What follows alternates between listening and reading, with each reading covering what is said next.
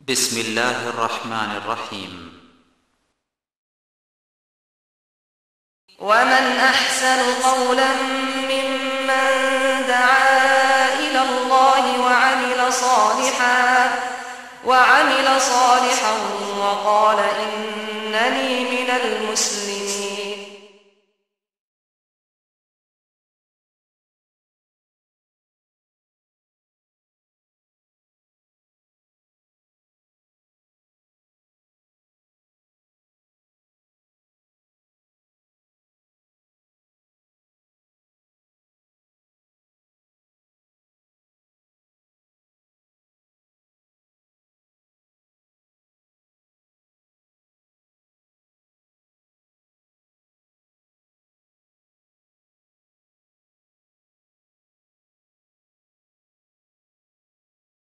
السلام عليكم ورحمة الله وبركاته.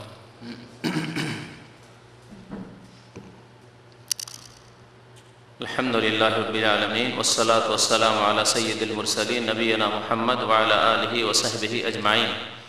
أما بعد، باب قول الله تعالى: ألم تر إلى الذين يزعمون أنهم آمنوا بما أنزل إليك وما أنزل من قبلك يريدون أن يتحاكموا إلى الطاغوت وقد أمروا أن يكفروا به ويريد الشيطان أن يضلهم ضلالا بعيدا وإذا قيل لهم تعالوا إلى ما أنزل الله وإلى الرسول رأيت المنافقين يصدون عنك صدودا فكيف إذا أصابتهم مصيبة بما قدمت أيديهم ثم جاءوك يحلفون بالله إن أردنا إلا إحسانا وتوفيقا. وقوله: وإذا قيل لهم لا تفسدوا في الأرض قالوا إنما نحن مصلحون ألا إنهم هم المفسدون ولكن لا يشعرون. وقوله: ولا تفسدوا في الأرض بعد إصلاحها وادعوه خوفا وطمعا إن رحمة الله قريب من المحسنين. وقوله: أفحكم الجاهلية يبغون ومن أحسن من الله حكما لقوم يوقنون. وعن عبد الله بن عمرو رضي الله عنهما أن رسول الله صلى الله عليه وسلم قال: لا يؤمن أحدكم حتى يكون هواه تبعا لما جئت به. لا يؤمن أحدكم حتى يكون هواه تبعا لما جئت به. قال النووي: حديث صحيح رويناه في كتاب الحجة بإسناد صحيح. وقال الشعبي: كان بين رجل من المنافقين ورجل من اليهود خصومة فقال اليهود: نتحاكم إلى محمد صلى الله عليه وسلم لأنه عرف أنه لا يأخذ الرشوة. وقال المنافق: نتحاكم إلى اليهود لعلمه أنهم يأخذون الرشوة. فاتفق على أن يأتي كاهنا في جهينة فيتحاكم إليه فنزلت ألم تر إلى الذين يزعمون الآية. وقيل نزلت في رجلين اختصما فقال أحدهما: نترافع إلى النبي صلى الله عليه وسلم وقال الآخر إلى كعب بن الأشرف ثم ترافع إلى عمر فذكر له أحدهما القصة فقال الذي لم يرضى برسول الله صلى الله عليه وسلم: أكذلك؟ قال: نعم. فضربه بالسيف فقتله.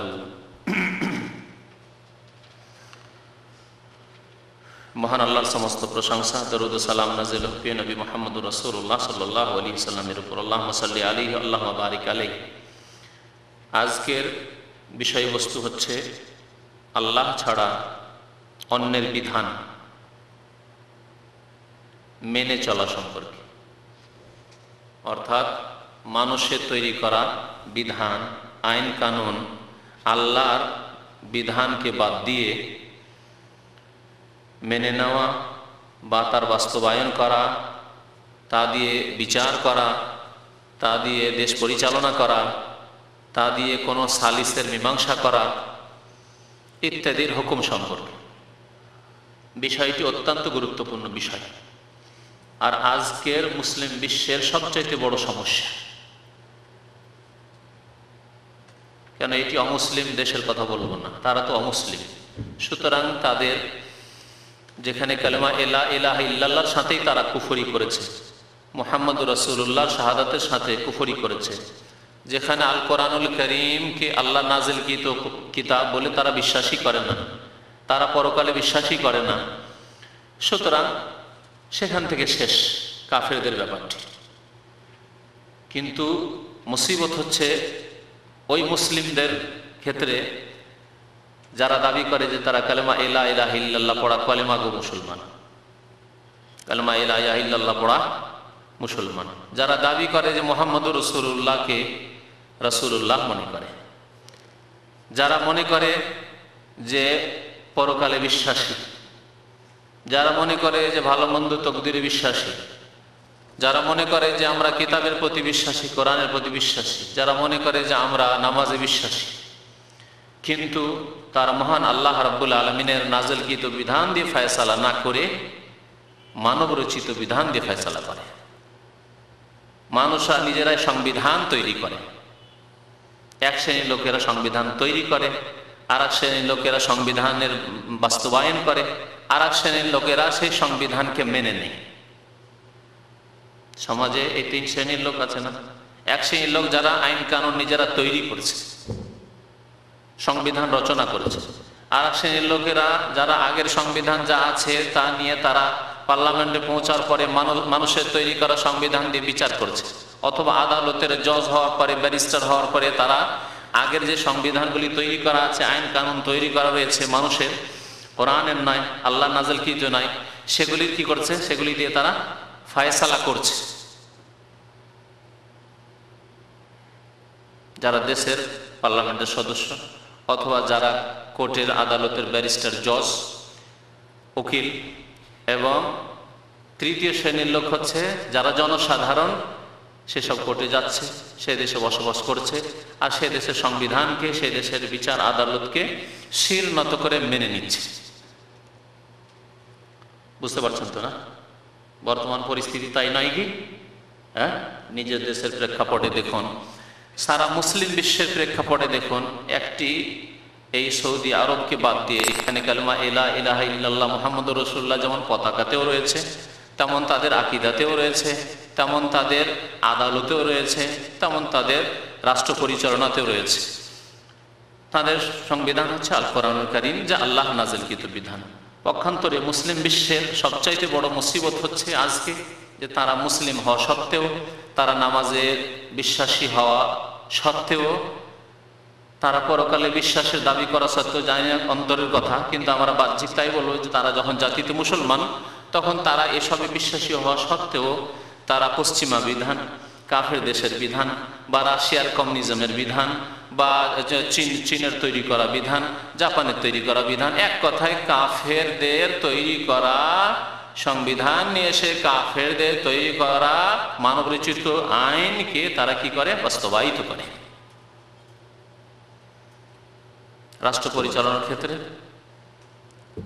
আদালত পরিচালনার ক্ষেত্রে, আদালতের বিচার করার ক্ষেত্রে, এর সাথে আরো লাগিয়ে নেন, যদি এই পর্যায়ে নাও হয়, রাষ্ট্র পরিচালনার ক্ষেত্রে নাও হয়, বা আদালতের পর্যায়ে না হয়, কিন্তু আছেই, তার চাইতে ছোট ধরনের গ্রাম্য আমাদের দেশের বিচার সালিস দেখেছেন? গ্রাম্য বিচার সালিস, গ্রাম্য বিচার সালিস গুলিতেও অধিকাংশ ক্ষেত্রে মানুষের মন গড়া কি আইন কানুন দিয়ে মীমাংসা করা হয়, যাকে সামাজিক বিচার বলে। কি বলে? এটি হচ্ছে সামাজিক বিচার বা সালিস।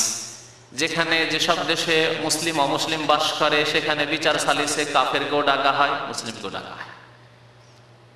বিচারে যারা মীমাংসা করার জন্য, যারা বৈঠক করার জন্য যায়, গোপনে বৈঠক করে না, যে আমরা এই মীমাংসা সম্পর্কে চিন্তা করে আসে, তাতে যদি 3 জন মুসলমান থাকে বা 2 জন মুসলমান, তো 3 জন কাফের, 2 জন কাফের হচ্ছে।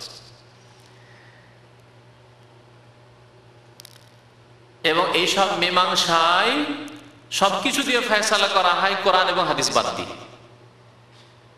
বাড়িয়ে কথা বলছি, কোন বিচার সালিসে দেখেছেন না? জোরে বলে, শুধু মাথা ঝুঁকালে দেখতে হবে লোকেরা। বিচার সালিসে তাই হয়। আজকে থেকে প্রায় অনেকদিন আগের কথা বলছি, হয়তো সেটা ছিল 86-87-87-এর দিকে। একটি সালিস ছিল জেনার সালিস। তো যারা দুর্বল পক্ষ, তারা বিরাট মাদ্রাসা, সেখানকার আমি শিক্ষক ছিলাম 87। তো বেশ কিছু শিক্ষককে, তার মধ্যে আমি গেলাম, যে আলেমরা গেলে কমপক্ষে কোরআন এবং হাদিসের কথা যখন বলবে তো আমাদের জুলম হবে না, দুর্বল পক্ষ ভাবো না। জেনার ব্যাপারটা ছিল। সেখানে যাওয়ার পরে গ্রামের মন্ডল মাতাব্বর যাদেরকে বলা হয়, আছে না মন্ডলী, ওই ইংরেজদের যুগের মন্ডলী, সর্দার আর চেয়ারম্যান মেম্বার যেগুলি, হ্যাঁ, এদের মধ্যে কিছু ফেরাউন বলে উঠলো যে আমরা সামাজিক বিচার করব, সামাজিক সালিস করব, এখানে আলেম ওলামাদেরকে নিয়ে এসে বিরক্ত করে লাভ কি? দেখছেন কত সম্মান আলেমদের, কত রাতে আমরা বিচার সারবো না সারবো, এই আলেমদেরকে বসিয়ে রেখে, হুজুরদেরকে বসিয়ে রেখে কষ্ট দিয়ে লাভ কি? বুঝতে পারছেন? হ্যাঁ, কি ফেরাউনি, মানে আলেমদের বিচার দিয়ে হবে না কাজ, কোরআন এবং হাদিসের বিচার দিয়ে হবে না, আমরা তাগুতরা বিচার করবো, আমরা বিচার করবো। ভাষাটা কত সুন্দর। আলেমদেরকে কষ্ট দিয়ে লাভ নাই, হুজুর আপনারা চলে যান, এইসব বিচার কখন শেষ হয় না হয় এইসব ঝামেলার ব্যাপার, আপনারা নেক মানুষ, পবিত্র মানুষ, নেক মানুষকে সমাজে থাকতে হবে না, নেক মানুষকে রাষ্ট্রনীতিতে থাকতে হবে না, নেক মানুষকে আদালতে যেতে হবে না, বিচারপতি হইতে হবে না। যত লম্পট, যত ঘুষখোর আর যত জালেম, যত বদমাইশ, তাদেরকে বিচারপতি ব্যারিস্টার হইতে হবে, তাদেরকে হাকিম জজ হইতে হবে, তাদেরকে রাষ্ট্রনেতা হইতে হবে, তাদেরকে পার্লামেন্টের মেম্বার হইতে হবে, তাদেরকে সমাজের চেয়ারম্যান, মেম্বার, মন্ডল মাতাব্বর হইতে হবে, সর্দার হইতে হবে, তারা বিচার করবে। বুঝলেন এই কথাটা তফসির? আপনারা এইসব নেক মানুষ, আলেম ওলামা মানুষ, আপনারা কেন এখানে থাকবেন? এগুলো আপনারা যান, আর এই বিচার সমাজের লোকেরা দেখবে, সমাজের লোকেরা দেখবে। যারা জাহেল, যাদের কাছে কোরআনের জ্ঞান নেই, যাদের কাছে হাদিসের জ্ঞান নেই, এবং না কোরআনের বিচার চায় না হাদিসের বিচার চায়, তারা চোখের দেখা ঘটনা বলছি। আর অহরহ ছোটকাল থেকে গ্রাম্য বিচার সালিস তো দেখতে থেকেছি, যেখানে সবকিছু দিয়ে বিচার হয় কোরআন এবং হাদিস বাদ দিয়ে। একটি জেনার ঘটনা ঘটল, পুরুষ হচ্ছে পয়সাওয়ালা, আর একটি ঘটনার কথা বলছি। পুরুষ হচ্ছে জানি, হচ্ছে পয়সাওয়ালা সর্দার, গ্রামের নেতা, তাকে জরিমানা করা হলো, ফাইন করা হলো 15,000 টাকা। এটা শুধু দেখানো, শো করার জন্য, মানে বিচারে করা হলো, বাস্তবে সে দিল না, কারণ সে ক্ষমতাশালী লোক, সে পরে যদি না দেয় তার কাছ থেকে আদায় করবে কে? কেন, আরো যেগুলো নেতৃস্থানীয় ব্যক্তি যারা আদায় করার মতো ক্ষমতা রাখে, তারা তার বন্ধু, গ্রামের বন্ধু, তাদের সাথে খাতির আছে। সুতরাং দেখাবার জন্য ফয়সালা করে দেওয়া হলো যে সে অন্যায় করেছে, সুতরাং তাকে 15,000 টাকা ফাইন করা হলো, জরিমানা। আর মহিলা ছিল গরিব ঘরের, গরিব পরিবারের, তাই কি করা হলো, মহিলার চুল কাটা হলো, নেড়া করে দেওয়া হলো মহিলাকে। মহিলাকে মাথায় আর মুখমণ্ডলে কালি লাগানো হইল, আর মহিলাকে গ্রামে গ্রামে ঢোল বাজিয়ে ঘোরানো হইল। আমার বয়স তখন 12-13 বছর, বলছি, চোখে দেখা ঘটনা। কারা করেছে? হিন্দুরা, ইহুদি খ্রিস্টানরা এই বিচার করেছে। এই বিচার এক শ্রেণী মুসলমানরা করেছে। তাদের সম্পর্কে আজকে শুনবেন শরীয়তের বিধান। শরীয়তে আছে এই বিধান যে মুখে কালি দেওয়া, হ্যাঁ, মাথায় কালি দেওয়া, আর গ্রামে গ্রামে ঘোরানো। বরং ইহুদিরা করতো। নবী করিম সাল্লাল্লাহু আলাইহি ওয়াসাল্লাম যখন মদিনায় আসলেন, তখন দেখলেন যে এইরকমই বিচার দেখলেন, একবার এইরকমই ঘটনা রয়েছে হাদিসটিতে, যে কেউ যদি শরীফ ভদ্রলোক, পয়সা সম্ভ্রান্ত লোক, যদি কেউ কি করত, চুরি করত, তাহলে তার হাত কাটা হতো না। ইহুদিরা এই বিচার করত। সম্ভ্রান্ত লোক যদি জেনা করতো, তাহলে তাকে শাস্তি দেওয়া হতো না, জেনার হাত লাগানো হতো না, তাহলে তাকে আর্থিক ফাইন করা হতো, জরিমানা লাগানো হতো, তার মান সম্মান বেঁচে গেল টাকা দিয়ে। আর যদি গরিব চুরি করতো, তাহলে তার হাত কেটে দিত। গরিব মানুষ যদি জেনা করতো, তাহলে এই চুলকালি লাগানো হইতো, আর গ্রামে গ্রামে গাধার পিঠে চড়ানো হইতো। এই কথাটি আছে। আমাদের দেশে তো গাধা কম, সেই জন্য ওই ঘটনাটা যে বিচারটি দেখেছিলাম, ছোট বয়সে গাধাতে চড়াইতে দেখিনি, কিন্তু গ্রামে গ্রামে ঘুরেছে, হিন্দু মুসলিম সব গ্রাম ঘুরে ঘুরে লোকজনকে জানানো হয়েছে কি হয়েছে, কি হয়েছে, লোকেরা জিজ্ঞাসা কি হয়েছে, কি হয়েছে, এই মহিলা জেনা করেছে। হ্যাঁ, এ হচ্ছে সামাজিক বিচার। ইহুদিরা এইরকমই মদিনায় বিচার করতো নবী করিম সাল্লাল্লাহু আলাইহি ওয়াসাল্লামের হিজরতের পূর্বে, যে গরিব মানুষ জেনা করলে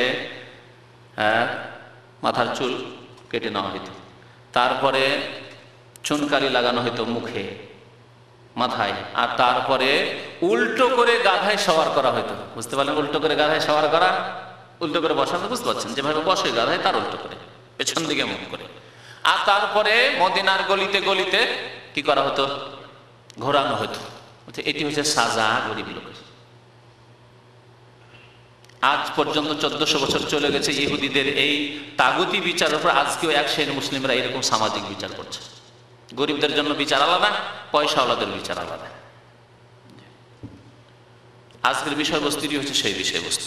রাষ্ট্রনীতিতে নিয়ে নেন, আর বিচার নীতিতে নিয়ে নেন, আর সামাজিক বিচারে নিয়ে নেন। আপনি যে কোনো ক্ষেত্রে আল্লাহর নাযিলকৃত বিধান ছাড়া মানুষের তৈরি করা আইন কানুন দিয়ে বিচার করা, দেশ পরিচালনা করা, সালিস করা, এর হুকুম কি? এ সম্পর্কে বেশ কয়েকটি আয়াত উল্লেখ করেছেন লেখক রহমতুল্লাহ আলী। বলছেন বাবু কাউলিল্লাহ তাআলা, আজকের অধ্যায় হচ্ছে মহান আল্লাহর এই বাণী সম্পর্কে, যাদের সম্পর্কে আল্লাহ কি বলেছেন, আলাম তারা ইলাল্লাযীনা ইয়াজউমুনা আন্নাহুম আমানু বিমা উনজিলা ইলাইক ওয়া মা উনজিলা মিন ক্বাবলিক। হে নবী, আপনি কি দেখেছেন? ইলাল্লাযীনা ইয়াজউমুনা, ওই সব লোকদেরকে যাদের ধারণা কি, আন্নাহুম আমানু বিমা উনজিলা ইলাইক, যে তারা বিশ্বাসী আপনার প্রতি নাজিল করা কিতাবের উপর। রাসূলুল্লাহ সাল্লাল্লাহু আলাইহি ওয়াসাল্লামের প্রতি নাজিল করা কিতাব কি? কোরআনে কারীম। তাদের ধারণা, আল্লাহ বলছেন যে তাদের ঈমান আছে, বলছেন কি ইয়াজউমুনা, তাদের ধারণা, মিথ্যা দাবি, যে কিসের উপর ঈমান রাখে? কোরআনের উপর। আজকের সারা মুসলিম বিশ্বের নেতা থেকে শুরু করে প্রজা পর্যন্ত সবার এইরকমই ধারণা কিনা যে আমরা মুসলমান, কোরআনকে ভালোবাসি, কোরআনে বিশ্বাসী, ধারণা কিনা বলেন? সেম কথা। এই কথাই বলা হয়েছে মুনাফিকদের সম্পর্কে, নবী করিম সাল্লাল্লাহু আলাইহি ওয়াসাল্লামের জামানার মুনাফিকদের সম্পর্কে বলা হয়েছে। আর এই রকম গুণ কিয়ামত পর্যন্ত যে কোনো জাতিতে থাকবে। আল্লাযীনা ইয়াজউমুনা, তাদেরকে দেখেছেন কি আপনি, যাদের ধারণা যে আন্নাহুম আমানু বিমা উনজিলা ইলাইকা, আপনার উপর যে কিতাব নাযিল হয়েছে তার প্রতি তারা বিশ্বাস রাখে। ওয়া মা উনজিলা মিন ক্বাবলিক, আপনার পূর্বে যে কিতাবগুলি নাযিল হয়েছে তার প্রতিও তারা বিশ্বাস রাখে। এইও তাদের দাবি। তাদের দাবি যে আমরা তাওরাত বিশ্বাস করি যে আল্লাহ নাযিল করেছেন মুসা আলাইহিস সালামের উপর, আমরা বিশ্বাস করি ইনজিল নাযিল করেছেন আল্লাহ রাব্বুল আলামিন ঈসা আলাইহিস সালামের উপর, আমরা বিশ্বাস করি যে জাবুর নাযিল করেছিলেন দাউদ আলাইহিস সালামের উপর। এইভাবে তাদের ধারণা। কিন্তু আসলে কি ব্যাপারটি সত্যি? বিশ্বাস আছে? যে বিশ্বাস আল্লাহ চান সেই বিশ্বাস আছে, না তাদের ধারণা মাত্র বা তাদের দাবি মাত্র? আর তাদের আচরণ কি? এই ঈমানের দাবির সাথে তাদের আচরণ হচ্ছে ইউরিদুনা আইয়াতাহাকামু ইলা তাগুত, তারা তাগুতের কাছ থেকে বিচার নিতে চায়। তাদের ফয়সালা, বিচার ফয়সালা কার কাছ থেকে নিতে চায়? ইলা তাগুত, তাগুতের কাছে তারা বিচার নিয়ে যেতে চায় এবং তাগুতের কাছ থেকে তারা ফয়সালা চায় যে আমাদের সমাধান দেন। তাগুত কে বলে? তাগুত কাকে বলে তাহলে জানতে হয়, তাই না? তাগুতের সংজ্ঞা কি বলেছি? একবার না বহুবার বলা হয়েছে। কে সংক্ষেপে এবং পূর্ণাঙ্গ পারফেক্ট সংজ্ঞা বলতে পারে তাগুতের? হাতটা বেশি যে বলবে তাগুত কাকে বলে? বলেন। হ্যাঁ, মানবরচিত বিধান শুধু একটা হইল। হ্যাঁ, আল্লাহর হুকুমের বিরুদ্ধে যারা চলে। হ্যাঁ হ্যাঁ হ্যাঁ, অন্যের ফয়সালাকে মেনে নেয়। একটা হইল ভাষা পার্থক্য। যেমন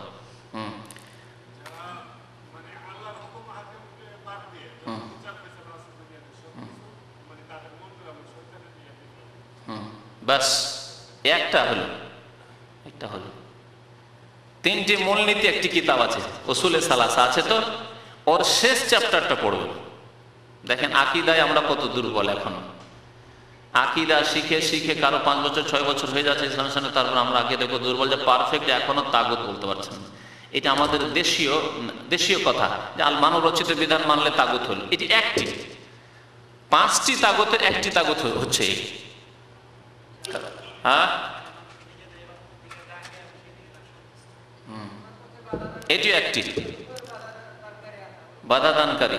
হ্যাঁ, 1 নম্বর তাগুত হচ্ছে ইবলিসের অনুসারী যারা। হ্যাঁ, এগুলি সব প্রকরণ। তাহলে প্রকরণগুলি স্মরণ করিয়ে দিচ্ছে, তখন একটা একটা করে বেরোচ্ছে। কিন্তু সবগুলি সামিল হবে এমন একটি সংজ্ঞা। আমি কিন্তু সংজ্ঞা চেয়েছি, তারিফ, যে তাগুত কাকে বলে, কোন কোন লোকেরা তাগুতের আওতাতে আসবে, বা কোন বিধানগুলি, কোন কাজগুলি তাগুতের অনুসরণের আওতাতে আসবে। তাহলে সংজ্ঞা বলতে পারলে, তারিফ বা ডেফিনেশন বলতে পারলে সেটা স্পষ্ট হবে। খুশি হয় বলেছে, হ্যাঁ, সাবাকা কাবিহা ওকাশা। নবী সাল্লাল্লাহু আলাইহি ওয়াসাল্লামের জামানায় একটি হাদিস বললাম, সাবাকা কাবিহা ওকাশা। নবী সাল্লাল্লাহু আলাইহি ওয়াসাল্লাম বললেন যে 70,000 আমার উম্মতের বিনা হিসাবে কোথায় যাবে? জান্নাতে যাবে। তাদের গুণ নবী সাল্লাল্লাহু আলাইহি ওয়াসাল্লাম বললেন যে তারা চিকিৎসাও করে না, তারা ঝাড়ফুঁক কারো কাছ থেকে বলতে জানে আমার ঝাড়ফুঁক করে দেন, আর তারা শরীরে দাগও দেয় না আগুনের এই দিয়ে, লোহা দিয়ে, উত্তপ্ত লোহা দিয়ে, ইত্যাদি ইত্যাদি। আবু আল্লাহ রব্বিহিম ইয়াতাওয়াক্কালুন, আল্লাহর উপর ভরসা রাখে। তখন একজন লোক দাঁড়ালেন, বললেন যে ইয়া রাসূলুল্লাহ উদউল্লাহ ইয়াজআলানি মিনহুম, আল্লাহ যেন আমাকে তার অন্তর্ভুক্ত শামিল করে দোয়া করে দেন। নবী করিম সাল্লাল্লাহু আলাইহি ওয়াসাল্লাম বলেন আনতা মিনহুম, দোয়া করে দিলাম, তুমি ইনশাআল্লাহ 70,000 একজন হবে।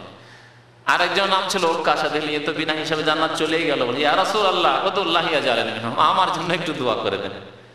ওকাশা প্রথম দোয়া চেয়ে নিয়েছিলেন।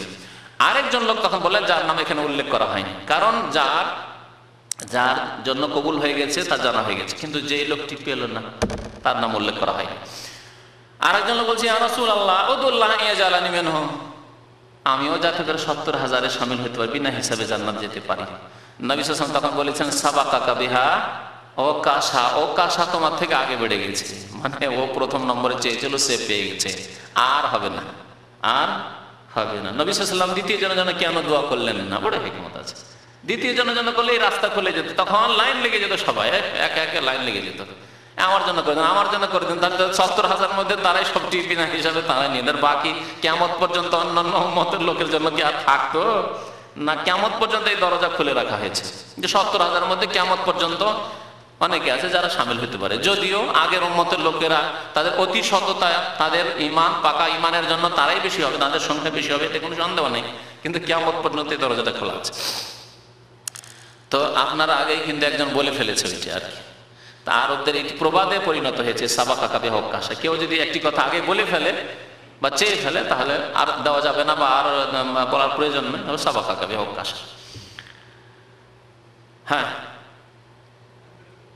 বলেন।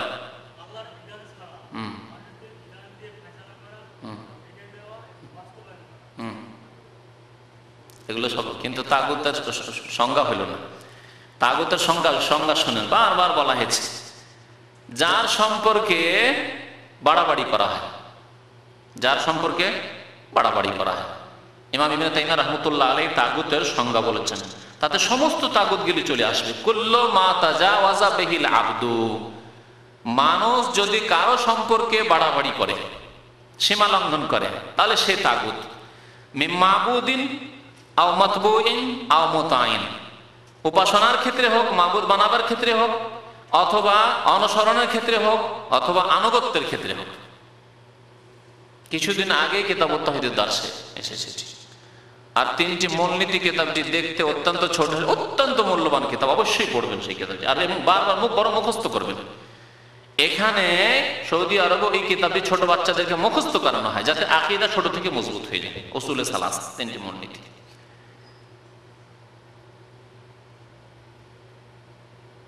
যার সম্পর্কে সীমা লঙ্ঘন করলো, বাড়াবাড়ি করলো, কোনো মানুষ, কোনো দেশ, কোনো সম্প্রদায়, কোনো জাতি, কোনো বংশ, কোনো গ্রামের মানুষ, যা হোক না কেন, বাড়াবাড়ি করলো। কি বাড়াবাড়ি?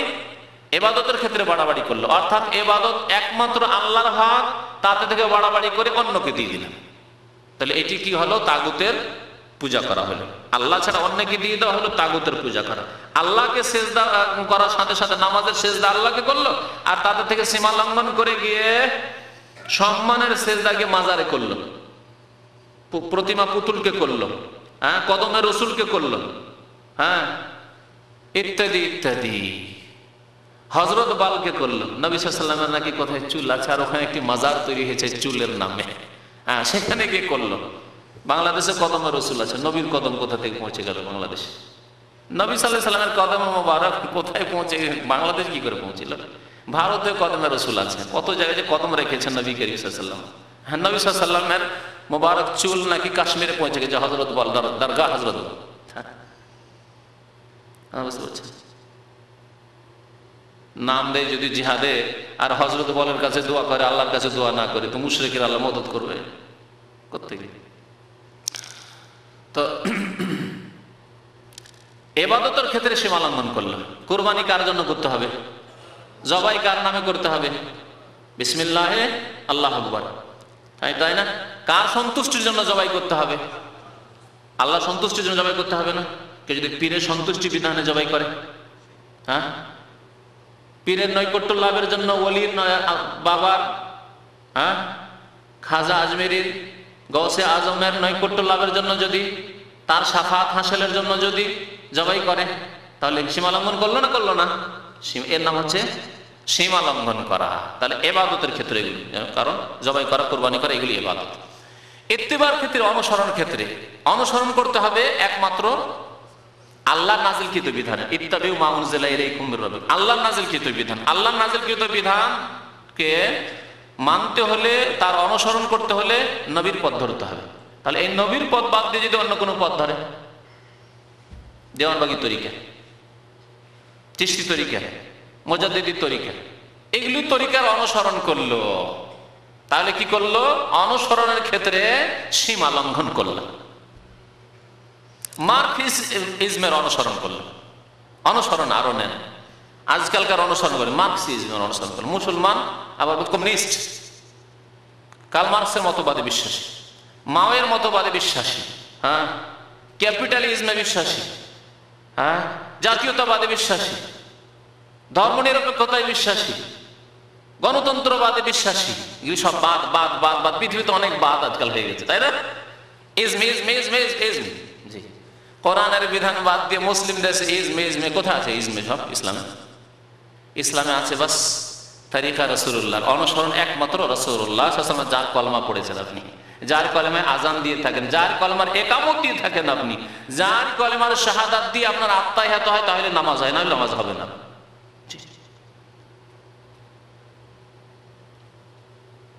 তাহলে যেই ব্যক্তি আল্লাহর নাজিলকৃত বিধান বাদ দিয়ে অনুসরণ করলো অন্য কোন তরিকার, সে সুফিয়ানা তরিকা, পীরদের তরিকাই হোক, মুরব্বিদের তরিকাই হোক, আর পশ্চিমা তরিকা হোক, আর রাশিয়া চায়নার তরিকাই হোক, যেখানকারই ইজমতবাদ হোক না কেন, সেগুলি যদি অনুসরণ করে, সেগুলিকে ফলো করে, তাহলে সে তাগুতের পূজা করলো, তাগুতের অনুসরণ করলো। আর কি বাকি থাকলো? ইতাআত বাকি তো, আও মুতাআইন, আনুগত্য, আনুগত্য করলো। আনুগত্য কার করতে বলেছেন আল্লাহ রাব্বুল আলামিন? আতিউল্লাহ ওয়া আতিউর রাসূল, আল্লাহর আনুগত্য, রাসূলের আনুগত্য। আর নেতৃস্থানীয় আনুগত্য, গত সপ্তাহে এই বিষয়বস্তু ছিল। নেতৃস্থানীয় ওলামাদের আনুগত্য এবং রাষ্ট্রনেতাদের আনুগত্য হইতে হবে আল্লাহ রসুলের বিধানের আওতাতে, মানে আল্লাহ এবং রসুলের কথা যদি তারা বলেন তাহলে আনুগত্য করতে হবে, না হলে আনুগত্য নেই কারণ। তাহলে এই ক্ষেত্রে যদি আল্লাহ বলেননি, রসুলও বলেননি, রসুলও করেননি সাল্লাল্লাহু আলাইহি সাল্লাম, যদি অন্য কারো আনুগত্য করা হয়, অর্থাৎ তার কথা মেনে চলা হয়, তার বিধান মেনে চলা হয়, আনুগত্য মানে মেনে চলা, সহজ ভাষায়, সহজ ভাষায় আনুগত্য মানে কি? মেনে চলা। ছেলেটি বাবার অত্যন্ত অনুগত, মানে তাবেদার, মানে মেনে চলে, যা বলে মেনে চলে, হচ্ছে আনুগত্য। এর নাম আনুগত্য। যা আল্লাহ বলেছেন মেনে চলতে হবে, যা রসুল বলেছেন মেনে চলতে হবে, এবং আল্লাহ এবং রসুলের কথা অন্য কোনো ব্যক্তি যদি বলেন, যা বলবেন মেনে চলতে হবে, যদি আল্লাহ এবং রসুলের কথা। শর্ত হচ্ছে যদি আল্লাহ এবং রসুলের কথা হয়, এর নাম হচ্ছে আনুগত্য, মেনে চলা। এই ক্ষেত্রে আল্লাহ নাযিল করেননি, রাসূলুল্লাহ সাল্লাল্লাহু আলাইহি ওয়াসাল্লাম বলেননি, যদি কারো আনুগত্য করা হয় অন্ধভাবে, যে না তিনি বড়, সুতরাং তার কথা মানতেই হবে। তাদের আইন কানুন দিয়ে দেখা যাচ্ছে তারা খুব উন্নতি করেছে, পশ্চিমারা এই জন্য উন্নতি করেছে যে তাদের আইন কানুন খুব ভালো। ধরেন উদাহরণস্বরূপ বলছি, কমিউনিজম এককালে বড় শক্তিশালী হয়েছিল এই জন্য যে তাদের আইন কানুন অত্যন্ত সুষ্ঠু এবং খুব সুন্দর। তাই তাদের আইন কানুনগুলি আমাদের দেশে নিয়ে এসে যদি দেশ পরিচালনা করি, আমাদের দেশে নিয়ে এসে যদি আমরা আমাদের আদালতে ওই বিচারগুলি ওইভাবে করি, তাহলে মনে হয় আমরা উন্নতি করতে পারবো। এ হচ্ছে আনুগত্যের ক্ষেত্রে কি সীমা লঙ্ঘন, বাড়াবাড়ি করা। বুঝতে পারলেন না? পারলেন না?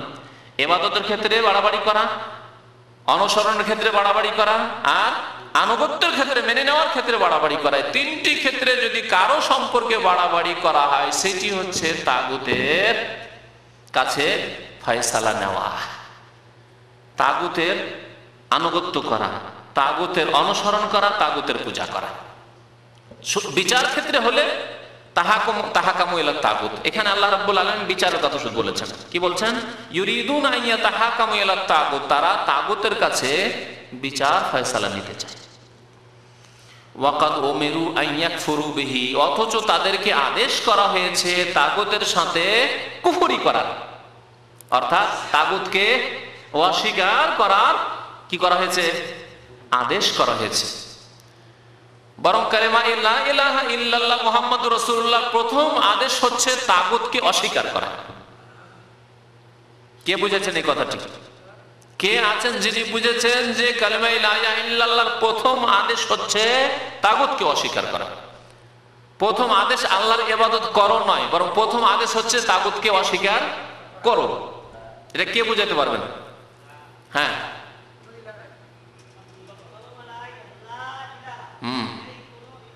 নেই কোন এলা, মানে বাতিলগুলিকে ক্যান্সেল, কমিউনিজম ক্যান্সেল, পুঁজিবাদ ক্যান্সেল, সমাজবাদ ক্যান্সেল, ইত্যাদি যত বাদ আছে আর যত বিচার আছে মানুষের, যত পূজা আছে সবগুলি ক্যান্সেল। লা ইলাহা, কিচ্ছু নেই ইল্লাল্লাহ, একমাত্র আল্লাহ রাব্বুল আলামিনের ইবাদত ছাড়া, আল্লাহর বিধান নাযিলকৃত বিধানের অনুসরণ ছাড়া, আল্লাহ রাব্বুল আলামিনের আনুগত্য ছাড়া, জি আল্লাহর নাযিলকৃত বিধান মোতাবেক জীবনযাপন ছাড়া।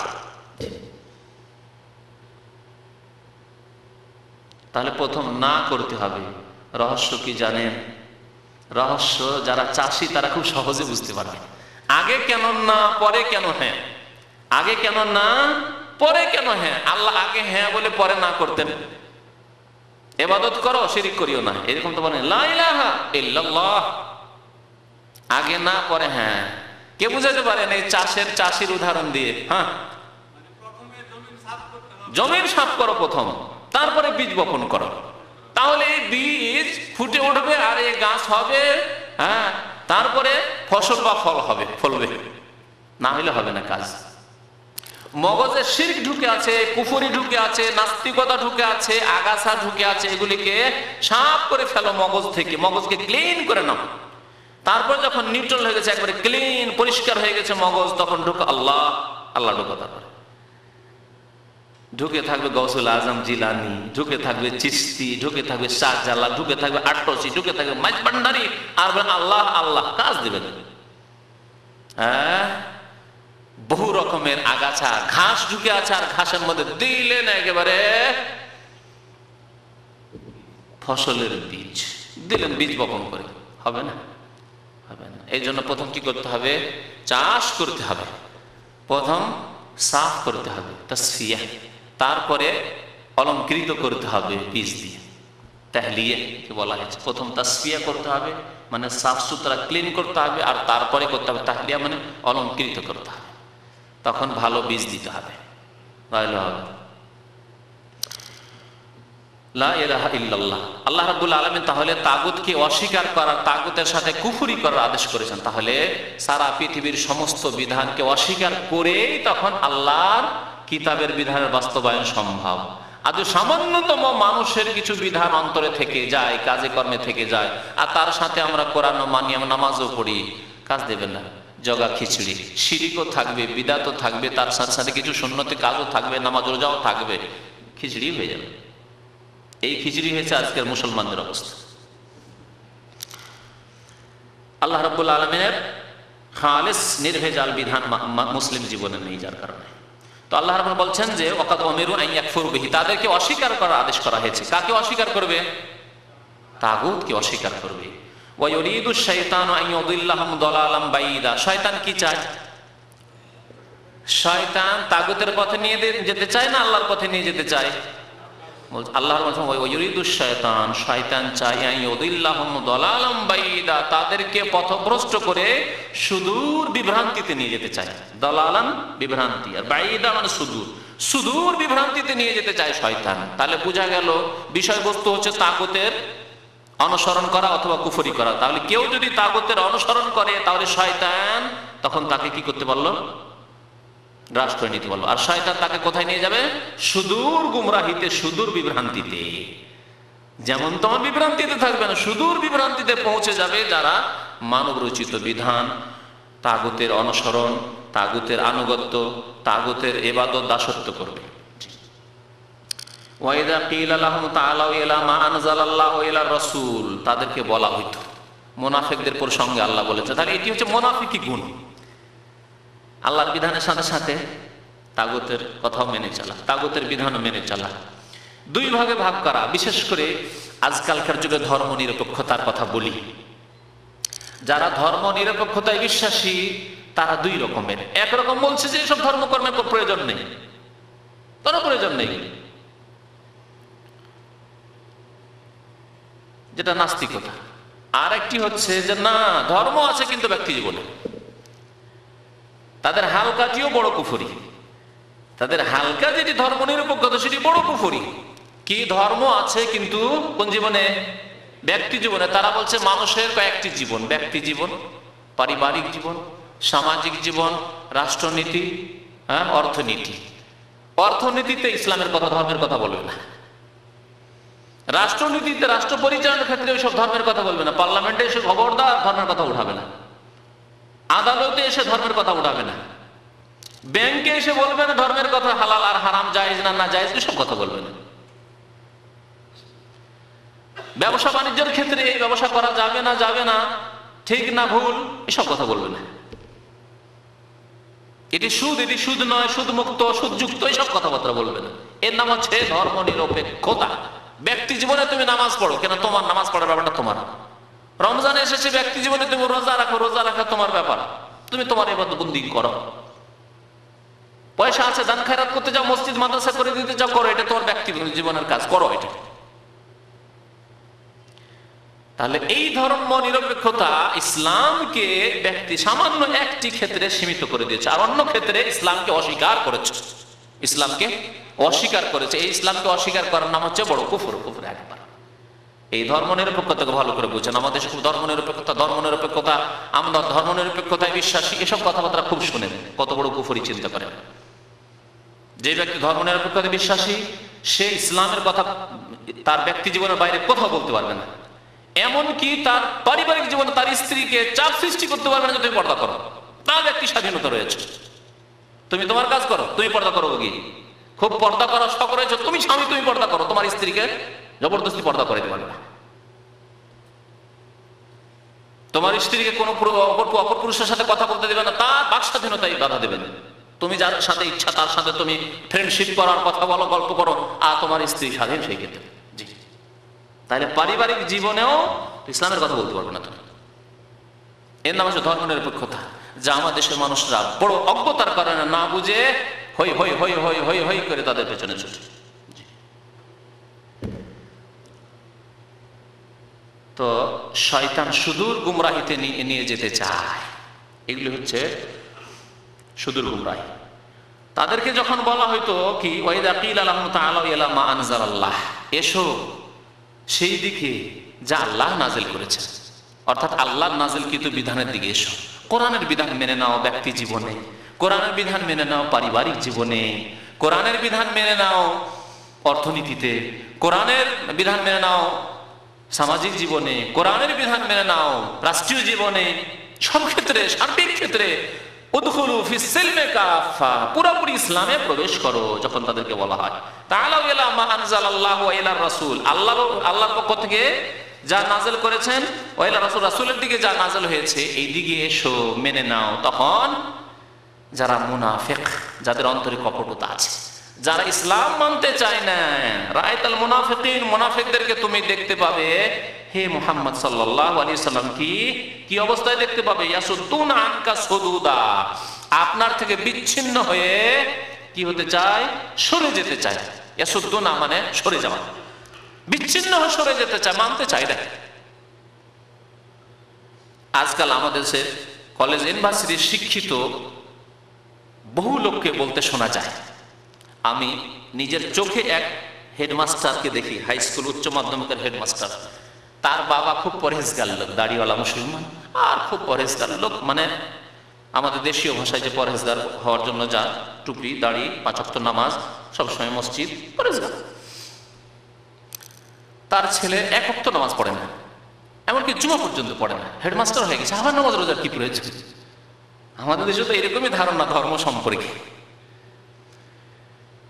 তো সেই একজন ভালো আলেম মুরব্বী সেই মজলিসে হাজির, সেই মুরব্বী বলছে, আমার ছেলে শিক্ষিত হেডমাস্টার, তাকে একটু নসিহত করেন মৌলানা সাহেব, হুজুর একটু নসিহত করেন যাতে করে নামাজটা পড়ে। হুজুর তখন শুরু করলেন একটু নসিহত করতে তার বাবার কথা শুনে, আর এই মাস্টার সাহেবের বক্তব্য শুনে, দেখুন নামাজটি আমার ব্যক্তি ব্যাপার, সুতরাং আমার ব্যক্তি জীবন সম্পর্কে ইন্টারফেয়ার না করাই ভালো। আপনাদের এই ক্ষেত্রে কিছু না বলাই ভালো, এটা আমার নিজস্ব ব্যাপার। জি, তার নামাজ নিজস্ব ব্যাপার, তার মানে সে ধর্ম নিরপেক্ষতায় বিশ্বাসী। আমি নামাজ পড়লাম নাই পড়লাম, তুমি তোমার নামাজ পড়ো, আমাকে কেন বলবে? আল্লাহ তা বলেছে না? বলেছে জামাত করে নামাজ পড়তে হবে, মুসলমান থাকলে নামাজ পড়তে হবে, জামাত কায়েম করতে হবে, মসজিদ কায়েম করতে হবে, ওয়ারকাউ মা'আর রাকিন। হ্যাঁ, তাহলে ব্যক্তি জীবনের শুধু ইবাদত নামাজ কখনো না। যে ব্যক্তি নামাজ না পড়বে তার বিরুদ্ধে ইসলামিক রাষ্ট্রের দায়িত্ব হচ্ছে, ফরজ দায়িত্ব, তার বিরুদ্ধে যে ইসলামিক শরীয়তি বিচার রয়েছে সেই বিচার করতে হবে। আর সবচেয়ে হালকা বিচার, ইমাম আবু হানিফা রাহমাতুল্লাহ আলাইহির মত, এটি হচ্ছে সবচেয়ে হালকা বিচার বেনামাজির, যে তাকে জেলে বন্দি করো অতদিন পর্যন্ত যতদিন পর্যন্ত সে তওবা করে, খালেস তওবা করে নামাজি না হয়ে যাবে, আর না হলে সে জেলে মরে যাক, তার মরা লাশ বেরোবে, তখন নিয়ে গিয়ে তাকে এমনি পুঁতে দাও। এটি হালকা। বাকি 3 আইম্মা কেরাম রাহমাতুল্লাহি আলাইহিম আজমাইনের ফতোয়া হচ্ছে যে তার শাস্তি হচ্ছে হয় তওবা, তওবার একটা সুযোগ দাও তাকে, নামাজ পড়েনি তওবার সুযোগে তওবা করে নামাজ শুরু করুক, আর না হলে তাকে হত্যা করা ইসলামিক সরকারের ফরজ। কোথায় আছে মুসলমানরা যাদের 95-98% লোক নামাজ পড়ে না? তাহলে মুনাফিকরা কি করে? আল্লাহ এবং রসুলের বিধানের কথা বলে ইয়াসুদ্দুনা আনকা সুদুদা, হে নবী আপনার থেকে তারা বিচ্ছিন্ন হয়ে দূরে সরে যেতে চায়।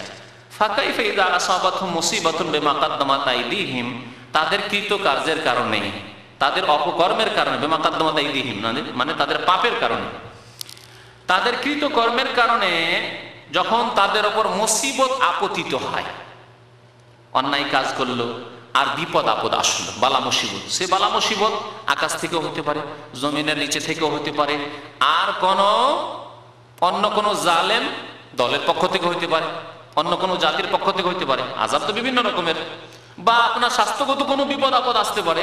যখন কোনো মুসিবত আপতিত হয় তাদের পাপাচারের কারণে, সুম্মা জাউকা, অতঃপর এই মুনাফিকরা হে নবী আপনার কাছে এসে ইয়াহলিফুনা বিল্লাহ, আল্লাহর কসম করে বলে, আল্লাহর শপথ করে তারা বলে, ইন আরাদনা ইল্লা ইহসানাও ওয়া তাওফীকা, তাদের যদি কোনো শাস্তি দেওয়া হয় কিসের জন্য? কিছু মানলো কিছু মানলো না, তাগুতের কথা মানলো, সেই জন্য তাদের শাস্তি দেওয়া হইলো, শাস্তির আদেশ হয়ে গেল। তখন তারা এসে বলে, ইয়া রাসূলুল্লাহ কসম করে বলছি আমাদের উদ্দেশ্য তো ভালো ছিল, আমাদের উদ্দেশ্য ভালো। নবী সাল্লাল্লাহু আলাইহি ওয়াসাল্লামের জামানায় মুনাফিকরা এরকম করত, তাগুতের অনুসরণ করত, অর্থাৎ শরীয়ত বিরোধী কাজ, মানুষের কথা মানত কিন্তু আল্লাহ নাজিলকৃত বিধান কোনো ক্ষেত্রে মানত না। আর যদি কোনো মুসিবত এসে গেল মানে তাদের ওপর পানিশমেন্টের আদেশ চলে আসলো, তখন তারা কি বলতো? কসম করে এসে বলতো, ইন আরাদনা, আমাদের উদ্দেশ্য একমাত্র হচ্ছে কি, ইল্লা ইহসানাও ওয়া তাওফীকা। ইহসান মানে সৎকর্ম করা হয়, মহসেন সৎকর্ম কি ছিল? আমাদের উদ্দেশ্য ছিল ভালো কাজ করা, ভালো উদ্দেশ্য ছিল। ওয়া তাওফীকা, আমাদের উদ্দেশ্য ছিল সম্মিলন করা বা সমন্বয় করা। তাওফীকা সমন্বয় করা উদ্দেশ্য ছিল। সমন্বয় করা বুঝেন মানে একেবারে একদিকে না থেকে এটাও কাছে নিয়ে আসলাম, এটাকেও কাছে নিয়ে আসলাম, দুটিকে কাছে নিয়ে এসে দুটো সমন্বয় করে মধ্যামধ্যি একটা চলা, চেষ্টা করলাম যাতে এরাও খুশি থাকে এরাও খুশি থাকে, সমন্বয় করা। বিধানের ক্ষেত্রে সমন্বয় আজকের বাস্তবে আপনাকে বোঝাচ্ছি। মুসলিম কিন্তু অন্য বাদে বিশ্বাসী বা মানব রচিত বিধান দিয়ে ফয়সালা করছে, দেশ পরিচালনা করছে, তাদেরকে যদি বলা হয় যে মুসলিম দেশ যেখানে 90-95% মুসলিম, সেখানে ইসলামিক শাসন কেন আসছে না, ইসলামিক শাসন ব্যবস্থা কেন চালু করা হচ্ছে না, তখন তারা বলে দেখো আমরা এত মসজিদ তৈরি করে দিচ্ছি, মসজিদের খেদমত করছি, এতগুলি ইসলামী প্রতিষ্ঠান, দেখো এত আলিয়া মাদ্রাসা, কত হাজার হাজার বাংলাদেশে আলিয়া মাদ্রাসা আছে, আর কত কত আলেম হুজুরদেরকে আমরা চাকরি দিচ্ছি, ইমামদেরকে আমরা ভর্তুকি দিচ্ছি বা ইত্যাদি বেতন দিচ্ছি, এসবও করছি আমরা। আর আমাদের উপর কাফেরদের পক্ষ থেকে একটা চাপ রয়েছে, যেই চাপের মুখে আমাদেরকে অনেক কিছু মেনে নিতে হচ্ছে। অথবা আমরা যদি ইসলামিক আইন চালু করি, যদি বিনা সুদি যদি ব্যাংক চালু করি, তাহলে আমাদের বিভিন্ন রকমের সমস্যা হতে পারে। সুতরাং সেই সমস্যাগুলিকে এড়ানোর জন্য আর আমরা এদিকটাও খেয়াল রাখছি, এই জন্য সুদি ব্যাংক আছে, আর আমরা ইসলামী ব্যাংক সুযোগ দিয়েছি, তারা ওইভাবে করছে, আর এই সুদি ব্যাংক রাখতে হবে, না হলে আমাদের চলা মুশকিল আন্তর্জাতিক ক্ষেত্রে। এটা হচ্ছে বাস্তব একটি দৃষ্টান্ত। কিসের? এই মুনাফিকদের এই কথা। তাদেরকে যখন বলা হলো যে আসো আল্লাহ এবং রাসূলের বিধান মেনে নাও, তখন তারা কি বলতো কসম করে করে, যে সত্যি আল্লাহ শপথ করে বলছি, ইন আরাদনা ইল্লা ইহসানা ওয়া তাওফীকা, আমাদের উদ্দেশ্য খুব সৎ, আর কি আমরা সমন্বয় করতে চেয়েছি। ইসলামও থাক, হুজুররা তাদের দাবি দাওয়াও পাক, আর আমরা আমাদের কাজও করতে থাকি, আমরা আমাদের রাষ্ট্র পরিচালনা আপন মানব রচিত বিধান দিয়ে করতে থাকি, আর হুজুরদেরকে কিছু আলিয়া মাদ্রাসা দিয়ে দিচ্ছি, হুজুরদেরকে কিছু ফ্যাসিলিটি সুযোগ সুবিধা দিয়ে দিচ্ছি, দেখো ইসলামী ফাউন্ডেশন করে দিয়েছি, তো এই সেই করে দিয়েছি, এগুলোও করছি আমরা। জি, ইন আরাদনা ইল্লা ইহসানা ওয়া তাওফীকা।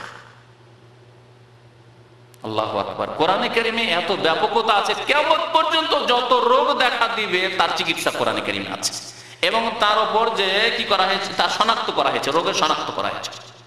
দেখেন রোগ কিভাবে শনাক্ত করা হয়েছে, যে আমরা পারছি না, পুরোপুরি পেরে উঠছি না।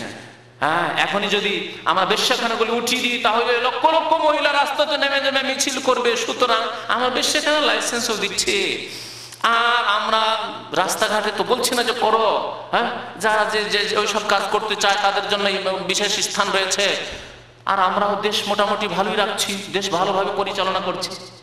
বুঝতে পারছেন? এই একটি উদাহরণ। মদের লাইসেন্স যদি বাতিল করে দিই, তাহলে সমস্যা দাঁড়াবে, ঝুঁকি হয়ে পড়বে।